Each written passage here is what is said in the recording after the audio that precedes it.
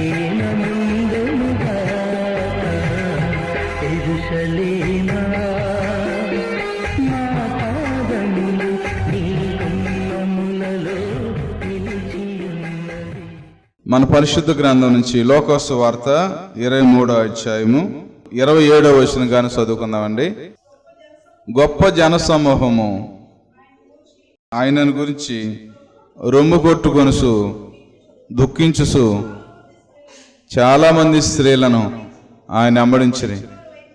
యేసు వారి వైపు తిరిగి, యెరూషలేము కుమార్తెలారా, నా నిమిత్తం ఏడవకుడి, మీ నిమిత్తమును మీ పిల్లల నిమిత్తమును సాలండి. ఈ మాట ఏ సమయంలో అన్నారు? సిలువ మోసేటప్పుడు యేసయ్య 14 సార్లు పడిపోయారట. ఎన్నిసార్లు అమ్మా? ఓపిక లేదు ఆయనకి. ధర్మశాస్త్రం చెప్పే మరణశిక్ష ఏంటో తెలుసా? రాళ్ళు పెట్టి కొట్టి చంపండి. అది మొదటి బైబిల్ శిక్ష. అది చాలా మంది ఆ దినాల్లో పాపం చేసిన వాళ్ళని, నరహం చేసిన అంటే శిక్షకు అర్హుల్ని ఏం చేసేవాళ్ళంటే రాళ్ళు పెట్టి కొట్టి చంపేసేవాళ్ళు. యూదులు అలా చేస్తారు. కొంతకాలం గ్రీక్ పరిపాలన జరిగింది. గ్రీకులు పాలించినప్పుడు వాళ్ళ శిక్ష ఏంటంటే, ఏదన్నా అంటే అతను చంపాలనుకో మరణశిక్ష ఎలాగేసేవాళ్ళంటే ఒక శవాన్ని ఆయన కట్టేసేవాళ్ళంట. శవాన్ని కడితే గట్టిగా ఇక అతను ఇడిపించినంత కట్టేసేవాళ్ళంట, అడవులు వదిలేసేవాళ్ళు. ధర్మశాస్త్రం ఏం చెబుతుందంటే శరీరానికి గాయాలు చేసి చంపాలి. అది మోషే గారు టైంలో చెప్పేవాడినమాట. గ్రీకులు ఓ శవాన్ని కట్టేసి వదిలేసేవాళ్ళట. ఇక శవాన్ని మొయ్యలేక, శవంతో ఉండలేక, దుర్వాసన భరించలేక, తినలేక, ఏ పని చేసుకోలేక, అటు శారీరకంగా ఇటు మానసికంగా హింసించబడి చచ్చిపోయేవాళ్ళట. తర్వాత యేసు ప్రభువు టైంలో రోమా పరిపాలన వచ్చింది. అక్కడికి రోమీలు పరిపాలన చేస్తూ ఉన్నారు. రోమీలు శిక్ష సిలువేసేవాళ్ళట. అంటే పాపం చేసిన మనిషి భూమి మీద చచ్చిపోకూడదు, భూమికి ఆకాశాన్ని మయాన చనిపోవాలని ఏం చేసేవాళ్ళు? సిలువకి ఎక్కించేవాళ్ళు. అది రోమా పరిపాలనలో జరిగిన దినాలు అవి. చరణ్ ఇప్పుడు మన భారతదేశంలో మరణశిక్ష ఏంటి? ఉరిశిక్ష. కొన్ని ప్రాంతాల్లో కుర్చీకి కరెంటు పెట్టి దాంట్లో కూర్చోబెడతారు. కొన్ని ప్రాంతాల్లో తుపాకు పెట్టి కాల్ చేస్తారు. ఇంకా కొన్ని ప్రాంతాల్లో యాక్సి సర్మంలో పెట్టి కుట్టేసి ఎండలో పాడేస్తారు, బావులో పాడేస్తారు, తాళం పెట్టేస్తారు. రకరకాల శిక్షలు అన్నమాట. అసలు యేసు ప్రభు వారు రోమీలు పరిపాలిస్తున్నారు. అప్పుడు సరే సిలువేయబడిన తర్వాత 14 సార్లు పడిపోయారు. ఓపిక లేదు. గేచిమనే తోటలోనే రక్తం అంతా పడిపోయింది. ఉపవాసం, చాలా కష్టమైన పరిస్థితి.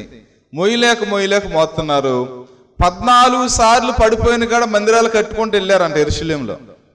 14 సందేశాలు ఉన్నాయి. 14 సార్లలో పడిపోయిన కాడ ఈ పలికిన మాట అన్నమాట. ఇది ఒకసారి పలికిన మాట. చాలా మంది స్త్రీలను చూశారు ప్రభువారు. ఆ కష్టంలో ఉండి కూడా ప్రజలను అలా చూశారు. చాలా మంది స్త్రీలు, అయ్యా నీ బోధ విన్నాం, అయ్యా మీరు ప్రార్థన చేసి పంచిపెట్టిన రొట్టెలు తిన్నాం, అయ్యా మీ దగ్గరకు వచ్చినప్పుడు ప్రార్థన చేస్తే స్వస్థత వచ్చింది. యేసు ప్రభువారు కింద పడుతుంటే, సిలువ ఆయన మీద పడుతుంటే ఆ వెనకాల నుంచి ఏంటి? చెల్లుమని కొట్టింది ఒకరు, తన ముందుకొచ్చి నవ్వింది మరి ఒకరు. చెల్లుమని కొట్టింది ఒకరు, తన ముందుకొచ్చి నవ్వింది మరి ఒకరు. గేలి చేసినారు, పరిహాసమాడినారు, గేలి చేసినారు, పరిహాసమాడినారు. నోరు తెరువలేదా ఏ ప్రేమ బదులు చరండి ఆయన బదులు మాటకి మాట. ఒక దేవుని సేవకుడు చెప్తున్నాడు, మౌనానికి మించిన ఆయుధం లేదట. చరండి. కాబట్టి పిల్లరా సర్లే మొత్తానికి ఏడుతుంటే వాళ్ళ వైపు చూసి అన్నారు ఒక మాట, యెరూషలేము కుమార్తెలారా, నా నిమిత్తం ఏడవకండి, మీ నిమిత్తము మీ పిల్లల నిమిత్తం ఏడవండి అని చెప్పారు. వారికి అర్థమైందో లేదో తెలియదు కానండి, చాలా విలువైన మాట. ఆ మాటని కొంచెం నేర్చుకుందాం మనం. నా నిమిత్తం ఏడవకండి, మీ నిమిత్తము మీ పిల్లల నిమిత్తం ఏడవండి. చూడండి, దీన్ని అర్థం చేసుకోండి, నా ప్రయాసను అర్థం చేసుకోండి. నేను ఎందుకు సిలువు మోసుకెళ్తున్నాను, నేను ఎందుకు కొరడా దెబ్బలు తింటున్నాను, నేను ఎందుకు గాయాలు పాలయ్యాను. ఏమండి, బైబిల్ యెషయా గ్రంథం 53వ అధ్యాయంలో ఏముందంటే, అతడు పొందిన దెబ్బల చేత మనకు స్వస్థత. అప్పుడు 2000 సంవత్సరాల కింద పొందిన దెబ్బల చేత ఇప్పుడు కూడా స్వస్థ వస్తుందండి. ఎంత మహోన్నతుడైన. ఇప్పుడు ఈ రోజుకి చూడండి, సిలువ మీద నేను ప్రాణం పెట్టేది మానవాళి రక్షణ కోసం. దాన్ని ఆలోచించండి, నా కోసం ఏడవకండి. నేను ఎందుకు చేస్తున్నానో, దీంట్లో ఏమి తాత్పర్యం ఉందో, ఈ ప్రాణం పెడతంలో, ఈ సిలువ మోత్తంలో, ఈ రక్తం కింద ఒలుగుతంలో ఎలాంటి భావం ఉందో, ఎలాంటి అర్థం ఉందో దాన్ని గుర్తెరగండి. నా నిమిత్తం ఏడితే మీకు ప్రయోజనం ఉండదు. మీ నిమిత్తము మీ పిల్లల నిమిత్తము ఏడవండి. ఆ సందర్భం చాలా భయంకరంగా ఉన్న, రక్తమయంలో ఉన్న సందర్భం, సిలువ మోత పడిపోతున్న సందర్భంలో చెబుతున్న మాట అది. నా నిమిత్తం ఏడవకండి. ఈ రోజు ఈ మాటని మనం అర్థం చేసుకుందాం. నా నిమిత్తం ఏడవకండి, మీ నిమిత్తము మీ పిల్లల నిమిత్తం మనంతా బాగానే ఉన్నాగా, ఎందుకు ఏడవాలి? మొన్నే ఒక 5-6 రోజుల క్రితం నాకు ఫోన్ వచ్చింది. ఫోన్ చేశాడు ఒక ఆయన. ఫోన్ చేసి ఆయన ఏం చెప్పారంటే, అయ్యా సుమారు 23 సంవత్సరాల కిందట, ఎన్ని సంవత్సరాలండి? 23 సంవత్సరాల కిందట నేను తాగి మా నాన్న మీదకి వెళ్ళా, నా తండ్రి మీదకి వెళ్ళి కాలర పట్టుకున్నా. నా తండ్రి బెక్కు మొహమే చూశాడండి. నేను కొట్టలేదు, ఆయన్ని చేసుకోలేదు, కానీ నేను ఒక్కడే కొడుకుని నన్ను ఇక్కడ పెట్టుకుని మోసాడు నా తండ్రి. 23 సంవత్సరాల కిందట నేను తాగిన మైకంలో నా తండ్రిని కొడదామని అలా పట్టుకుని, కాలర పట్టుకుని, పీకుని పట్టుకుని బెక్కు మొహం వేస్తున్నా ఇంకా అలా చూశాడండి. నేను వాక్యం వింటున్నప్పుడు ఆ దృశ్యం నాకు గుర్తొచ్చింది. 4 రోజులు మట్టి నా కళ్ళంట నీళ్ళు ఆగుతులేదు. 4 రోజులు మట్టి నేను ఏడుతున్నాను. మందిరంలోకి రావాలనిపిస్తుంది, కూర్చోవాలనిపిస్తుంది, ఏడవాలనిపిస్తుంది, నా భారాన్ని ప్రభుతో చెప్పాలనిపిస్తుంది, నా పాపాన్ని ఒప్పుకోవాలనిపిస్తుంది, నా ప్రభు పాదాల దగ్గర నేను ఏడ్చి నా భారాన్ని దించుకోవాలనిపిస్తుంది అని ఫోన్ చేశాడు ఒక ఆయన నాకు. ఏమండి, ఎందుకు ఏడుతున్నాడు ఆయన? ఎందుకు ఏడుతున్నాడు ఆయన? 23 సంవత్సరాల క్రితం నా తండ్రిని నేను చేపట్టుకుంటే మెక్కుమో ఆ మొహం నాకు కాపాడుతుంది. ఏంటి ఆయన ఏడ్చేది? తన పాపం తను ఎదురుగా వచ్చినప్పుడు నేను చెప్పాను, అయ్యా దేవుడు నిన్ను దర్శిస్తున్నాడు, ఒప్పుకో, ఏడవండి, క్షమాపణ అడగండి, నీ పిల్లలు రక్షించబడతారు. ఎందుకు ఏడవాలండి? ప్రభు చెప్పిన మాటలు ఎంత అర్థం ఉందో తెలుసా మీకు? నా కోసం ఏడవకండి, మీ నిమిత్తం ఏడవండి. మీరు ఏ పాపం చేశారో కడుక్కోండి రక్తంలో. నేను కార్చుకుంటూ వెళ్తున్నానే రక్తంలో, ఆ రక్తంలో కడుక్కోండి, శుద్ధి చేసుకోండి, విడుదల పొందండి, మేలు పొందండి, ఆశీర్వాదం పొందండి.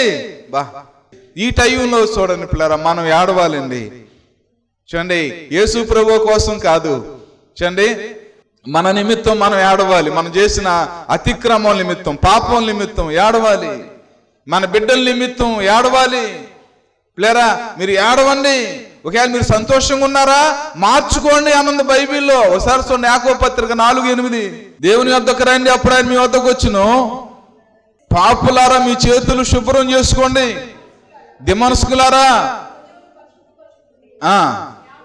వ్యాకులు పడండి, దుఃఖపడండి, ఏడవండి, మీ నవ్వును దుఃఖమునకు, మీ ఆనందము చింతకు మార్చుకోండి. ఇంకా ప్రభు దృష్టి మిమ్మల్ని మీరు తగ్గించుకోండి, అప్పుడు ఆయన మిమ్మల్ని హెచ్చించును. ఏం చెప్తుందండి బైబిల్? ఏడవండి, మీ సంతోషాన్ని మార్చుకోండి. అవును, తండ్రి ఏడవాలి, తల్లి ఏడవాలి. ఎందుకు తెలుసా? మన పాపాలు మన బిడ్డల మీద పడిపోకుండా ఏడవాలి. ఏమండి, ఏం చేయాలమ్మా? ఏడవాలి. ఆయన ఏడుతున్నాడు. ఎక్కడ అర్థమైంది తన హృదయ స్థితి? ఒకసారి ఆయన బాప్తీసం తీసుకున్నాడట. బాప్తీసం తీసుకుని ఆ రాత్రికే వెళ్ళి తాగాడట. ఆ రోజే తాగాడంట ఆయన. ఒక ఆయన చెప్పారు, నాకు ఒక సేవకుడు బాప్తీసం ఇచ్చాడండి, బాప్తీసం ఇచ్చిన ఆయనే నన్ను చెడులో నడిపించాడని అని చెప్పాడు. వెనకాల వేసుకుని ప్రార్థన చేయటం నేర్పించాలి కదా. ఏమండి, వెనకాల వేసుకుని క్షమించడం నేర్పించాలి కదా, పరిచర్య చేయటం నేర్పించాలి కదా, సాక్ష్యం చెప్తూ నేర్పించాలి కదా, వాక్యం చెప్తూ నేర్పించాలి కదా, దేవుని రాజ్యం ఎలాగెళ్ళాలో నేర్పించాలి కదా, చాలా విషయాలు బైబిల్ ఏం చెప్తుందో నేర్పించాలి కదా. ఆయన నేర్పించాడట, చెడు నేర్పించాడట. ఎంత భయంకరంగా ఉన్నారండి ఈ దినాల్లో. సిలువేది జీవితాల్లో. ఎందుకు ఏడవాలి ప్రభు సన్నిధిలో? ఏడవండి, మన బిడ్డల కోసం ఏడవాలి, మన నిమిత్తం ఏడవాలి. చూడండి, బైబిల్లో కన్నీటి ప్రవర్తన ఒక ఆయన ఉన్నాడు. ఇర్మియా గ్రంథం 9వ అధ్యాయం 1వ వచనంలో ఒక మంచి సేవకుడండి, బాల్యకాలంలోనే దేవుడు ఏర్పరచుకున్న సేవకుడు ఇర్మియా. ఆయన అంటాడు, నా జనుల్లో హతులైన వాని గురించి దేవారాత్రులు కన్నీళ్లు విడిచినట్లు నా తల జలమయంగాను నా కన్ను కన్నీరు ఓటగాను ఉండునుగాక. బా చరండి, అవును, ఎంత మంచి ప్రవర్త అండి. ఏం చేసేవాడు ఈయన? ఏడ్చేవాడట, ప్రజల కోసం ఏడ్చేవాడట. ఆయనే చెప్పుకొచ్చాడు. ఇర్మియా గ్రంథం 9వ అధ్యాయం 17వ వచనం, పిల్లల కోసం ఎందుకు ఏడవాలో అక్కడ రాయబడి ఉంది. ఆ సైన్యములకు అధిపతి యెహోవా ఇలాగూ సెలవిస్తున్నాడు, ఆలోచింపుడి, రోదన చేయి స్త్రీలను కనుగొనడి, వారిని పిలవనంపండి. తెలివిగల స్త్రీలను కనుగొనండి, వారు పిలవనంపండి. వారి కన్నులు కన్నీరు విడిచినట్లు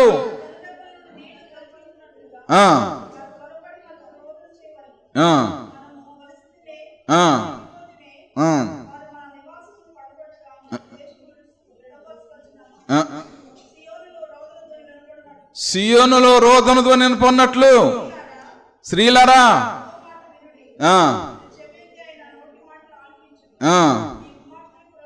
మీ కుమార్తెలకు రోదన చేయు నేర్పండి, ఒకరికొరకు అంగలార్పు విద్యను నేర్పండి. ఈదుల్లో పసిపిల్లలు లేకున్నట్టు, రాజు మార్గంలో యవనస్తులు లేకుండాను వారు నాశనం చేయుటకు మరణము మన కిటికీలకి ఎక్కుతున్నదే, నగరులో ప్రవేశించుతున్నదే. లేరా చూడండి, ఇర్మియా అలా చెప్తున్నాడు. ఆయన ఏడుతా చెప్తున్నాడు, రోదన చేసే స్త్రీలను. రోదన చేసే స్త్రీలు ఎలాగుంటారు? ఎక్కడుంటారు వారు? సంఘాల్లో ఉంటారు. కన్నీరు కార్చే వాళ్ళని పిలవనంపించండి, కూర్చోబెట్టండి, ప్రార్థన చేయండి. మీ పిల్లల్ని కూర్చోబెట్టండి, ప్రార్థన చేయించండి, ప్రార్థన చేయండి. ఎందుకు తెలుసా? ఈదుల్లో పసిపిల్లలు లేకోకుండాను, నగరంలో యవనస్తులు లేకోకుండాను మరణము కిటికీలకి ఎక్కుతున్నది, మరణం వస్తుంది. లేరా చిన్నపిల్లలండి బోర్డులు పెడతా ఉంటారు, శబ్దాంజలి అని. చిన్నపిల్లలే బైక్ యాక్సిడెంట్ లేకపోతే ఏదైనా గొడవలో ప్రేమలో వాడిపోయి ఏంటంటే సూసైడ్ చేసుకుంటామో చిన్నపిల్లలండి, యవనస్తులండి, కాలేజీ స్టూడెంట్స్ అండి. ఏంటి చిన్న వయసులో చనిపోతాం? ఎందుకు చనిపోతాం? చూడండి, పిల్లలకు నేర్పించండి. మీ చిన్న పిల్లలు కాపాడతలేదు ఈదుల్లో. ఏమండి అంటే మరణం వచ్చేసింది, కిటికీలకి ఎక్కుతుంది. రోదన చేయ, అంగలార్పు విద్యను చేయండి, ఉపవాస ప్రార్థనలు పెట్టండి, ఒకరికొకరికి ఏడవండి, కన్నీరు కార్చండి, మీ పసిపిల్లల కోసం ప్రార్థన చేయండి. ఏమండి మీ యవనస్తుల కోసం ప్రార్థన చేయండి. మరణం కిటికీలకి ఎక్కుతుంది, మరణం సమీపిస్తుంది, మరణం వస్తుంది. ఏడితే ఏమవుద్ది? ఏడితే ఏమవుద్ది అండి? మరణం రాదు. ఇర్మియానే ఇలాప వాక్యాలు రాసింది కూడా ఆయనే. ఆయన 2వ అధ్యాయం 19వ వచనంలో చక్కని మాట చెప్తాడు. ఒకసారి చూడండి. నువ్వు లేచి రేయి మొదలుజామున మొరపెట్టుము, నీళ్లు కుమ్మరించినట్లుగా ప్రభు సన్నిధి నీ హృదయం కుమ్మరించుము, నీ పసిపిల్లల ప్రాణము కోసం నీ చేతులు ఆయన తట్టు ఎత్తుము. ఎవరి కోసం ఎత్తాలండి? ఎవరి కోసం చేతులు పైకి ఎత్తాలి? రేయి మొదలుజామున ఎవరు లాగాలి? తల్లులైన వారు. లేరా ఆయన చెప్తున్న మాట, నా నిమిత్తము ఏడవకండి, మీ నిమిత్తము మీ పిల్లల నిమిత్తము ఏడవండి. చూడండి, అవును, రే మొదటి జామున లేచి చేతులు పైకెత్తి నీళ్లు కుమ్మరించినట్లుగా ఏడవండి, కన్నీటి ప్రార్థన చేయండి. కన్నీటి ప్రార్థనలో జయం ఉంది, కన్నీటి ప్రార్థనలో కాపుదల ఉంది, కన్నీటి ప్రార్థనలో దీవెన ఉందండి. చూడండి, నా నిమిత్తమే ఏడవకండి. దీన్ని అర్థం చేసుకోండి. చూడండి, నేను ఎందుకు సిలువ మోస్తున్నానో అర్థం చేసుకోండి. మీ పిల్లల కోసం ఏడవండి, మీ పసిపిల్లల కోసం ఏడవండి, మీ యవనస్తుల కోసం ఏడవండి. ఎందుకు తెలుసా? వారు రక్షించబడాలి, వారు మారుమనసు పొందాలి, వారు భక్తులు అవ్వాలి, వారు బైబిల్ పట్టుకోవాలి, వారు మరణానికి అందకూడదు, దేవుని రెక్కల కింద ఉండాలి, దేవుడు దయలో ఉండాలి. ఏమండి, అగస్టిన్ తల్లి మౌనిక అంటే అండి కన్నీరు కారుస్తే, అగస్టిన్ తల్లి మౌనిక కన్నీరు కారితే చపాతీ పిండిలో పడిపోయేదంటండి. చపాతీ పిండి కన్నీళ్లతో కలిపేదంటండి.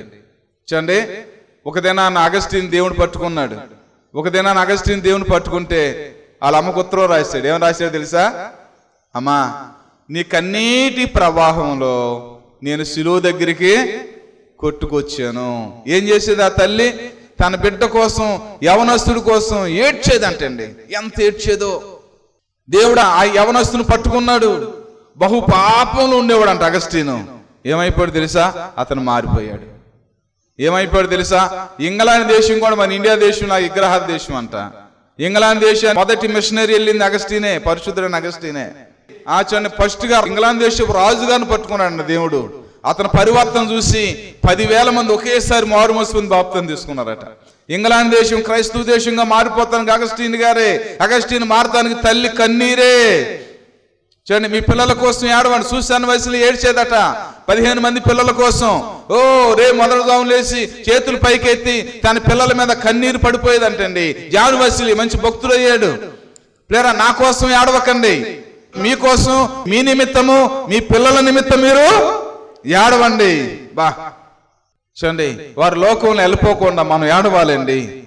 ప్లేరా, నేను బాగున్న పిల్లలు బాగున్న అనుకోవద్దు. పిల్లలు మనం ఏడవాలి, కన్నీరు కార్చాలి. కన్నీరుకి బైబిల్లో చాలా విలువ ఉంది. చూడండి, హిజ్కియా కన్నీరు కార్చినప్పుడు 15 సంవత్సరాల ఆయుష్నిచ్చాడు దేవుడు. కన్నీరు చూశాడు దేవుడు. కన్నీరుకి దేవుడు తొందరగా కదులుతాడు. ఒక స్త్రీ బైబిల్లో చూడండి కన్నీళ్లతో యేసయ్య పాదాలు కడిగింది. గొప్ప రక్షణ వచ్చింది, గొప్ప విడుదల వచ్చింది ఆవిడకి. సరే, నా నిమిత్తం ఏడవకండి, మీ నిమిత్తం ఏడవండి. చూడండి, ఎందుకు ఏడవాలి తెలుసా? చూడండి, ఆయన సిలువ మోస్తున్నారు కాబట్టి, ఆయన రక్తం కాచారు కాబట్టి, ఆ రక్తంలో మనకు విడుదల ఉంది కాబట్టి, ఆ రక్తంలో మనకు పాప క్షమాపణ ఉంది కాబట్టి మనం ఏం చేయాలి? ఏడవాలి. ఏమండి, రాజమగుల్లో యవనస్తులు కాపాడతలేదు, మరణం కిటికీలు ఎక్కుతుంది. ఏడవండి, కన్నీరు కార్చండి. చరండి. కాబట్టి పిల్లరా, అవును, బైబిల్ ఎంత స్పష్టంగా చెబుతుందో, ఎందుకు ఏడవాలో ఎలా చెబుతుందో చూసారండి. కాబట్టి మనం సరి చేసుకోవాలి, చక్కగా మారు మనసు పొందాలి.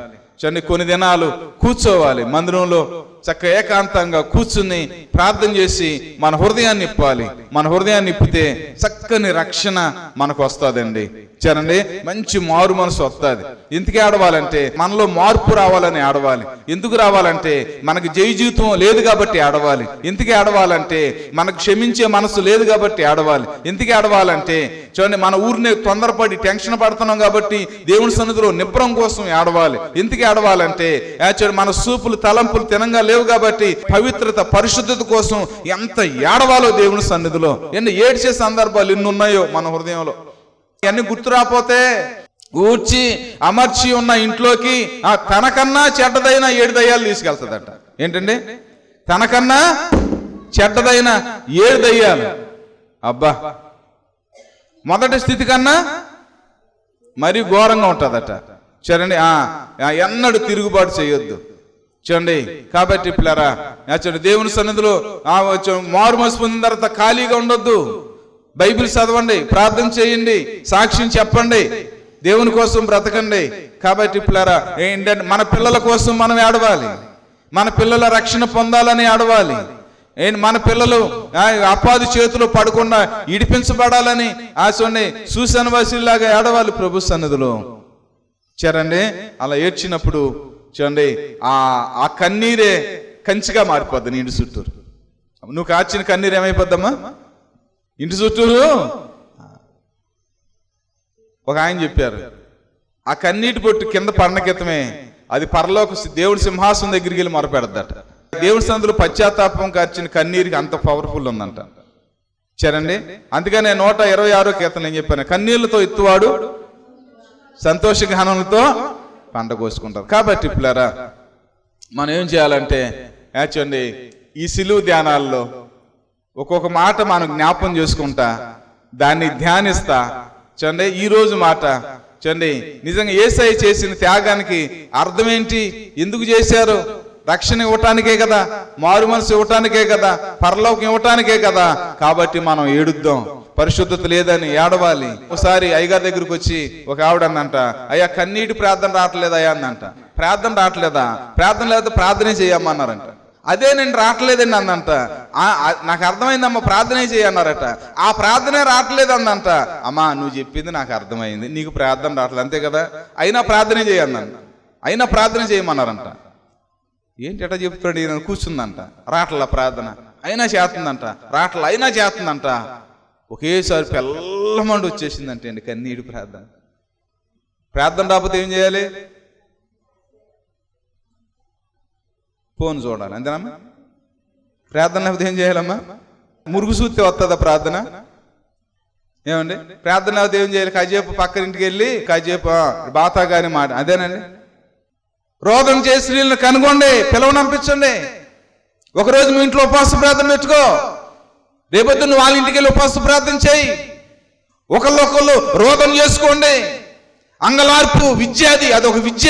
అంగలార్చేది ఒక విద్య. అది నేను ఉన్నాను అనుకోండి, నేనే ఉన్నాను, నేను తండ్రిని, కాపరిని, భర్తని, ఓ సహవాసంలో చిన్న సేవకుడిని. నేను ఎంత ఏడవాలో సంఘం కోసం, బిడ్డల కోసం, ఏమండి కుటుంబం కోసం ఎంత ఏడవాలో. ఏడితే నాకు ఎంత దీవునో. సరండి, మన బిడ్డల రక్షణ కోసం ఏడవాలి. పిల్లరా, ఒకసారి నూజివీడులో టీచర్ గారు ఉన్నారు చూడండి. ఆ టీచర్ గారు తన భర్త పరివర్తన కోసం ఏడుతుందంట, చాలా ఏడుతుందంట. నూజివీడులో ఆ తల్లి టీచర్ గారు ఏడుతుందంట, ప్రార్థన చేస్తుందంట. ప్రార్థన చేస్తా ఏడుతా తన భర్త మారు మనసు కోసం, 3 బిడ్డలు తాగుతున్నాడు చూడండి, ఏడుతా ఒక రోజు అందంట, ప్రభువా ఈ నెల 30వ తారీఖుల్లో ఆయన మీరు పట్టుకోవాలి, మాట్లాడాలి అని ఒక నియమం పెట్టింది ప్రభుకి. కూర్చుంది ప్రార్థనలో.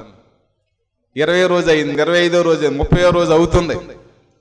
30వ తారీఖు నా భర్తతో నువ్వు మాట్లాడాలి ఛాలెంజ్ చేసింది, ప్రార్థన చేసింది, పొట్టుదలగా ఏడుతుంది ప్రభు సన్నిధిలో.